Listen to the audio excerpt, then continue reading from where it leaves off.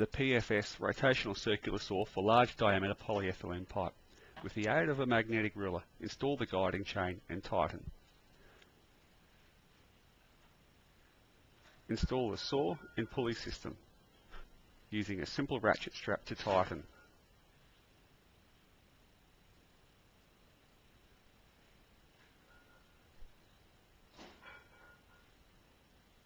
Make sure you watch the tension force indicator and apply only the required pressure. Once assembled, do a test run to make sure the saw rotates around the pipe following the guide chain. Appropriate PPE is recommended. Insert the operation locking block and operate the saw using the foot pedal switch. In slow movements, rotate the saw around the pipe using an in-out motion to make sure the blade does not become stuck. We recommend cutting the pipe in 2 to 3 rotations. This saw makes cutting 500mm OD SDR11 PE pipe easy.